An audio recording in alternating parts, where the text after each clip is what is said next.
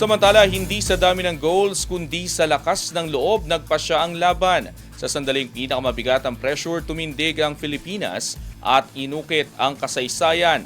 Inangkin ang kauna-unahang SEA Games gold sa women's football at itinatak ang Pilipinas bilang bagong puwersa sa rehiyon.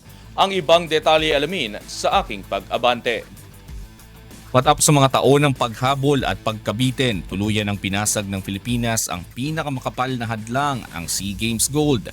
Sa larong sinukat ang tapang, disiplina at tibay ng loob, inukit ng Philippine Women's National Football Team ang kasaysayan matapos talunin ng defending champion na Vietnam Women's National Football Team sa score na 6-5 sa penalty shootout upang masungkit ang kauna-unahang SEA Games gold medal sa women's football nitong Miyerkules ng gabi sa Chonburi Daikin Stadium. Patapos ang walang goal na regulation at extra time na uwi ang laban sa penalty shootout, isang sitwasyong humiwalay sa Pilipinas sa nakaraan nitong mga pagkukulang.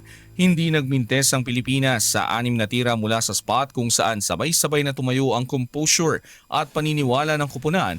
Matagumpay na naipasok ni Jael Marie Guy, Alexa Pino, Hali Long, Angie Bird, Ariana Marquez at Jackie Sawiski ang kani-kanilang penalties. Sa sandaling pinakamabigat ang pressure, tumindig si Olivia McDaniel na sumagip sa ika-6 na penalty ng Vietnam upang tuluyang isara ang laban at wakasan ang dekadekadang paghihintay ng bansa para sa football gold sa SEA Games. Pumasok ang Vietnam sa finals na may hangaring gumante matapos ang 1-0 na pagkatalo nito sa Pilipinas sa Group A, ngunit nanatiling organisado ang Pilipinas sa depensa at kalmado sa bawat yugto ng laro at pinantayan ang defending champions hanggang sa huling segundo. Ang gintong medalya ay rurok ng isang torneo na hinubog ng karakter, kabilang ang semifinal win kontra Thailand na napagdesisyonan din sa penalty shootout matapos ang 1-1 draw sa loob ng 120 minutes na laro.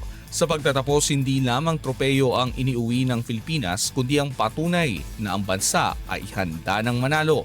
Sa pinakamalalaking sandali, isang hadlang ang nabura at isang bagong pamantayan ang naitakda para sa Philippine football sa rehiyon. Ako si Sus Valdez, Abante Sports, nauna.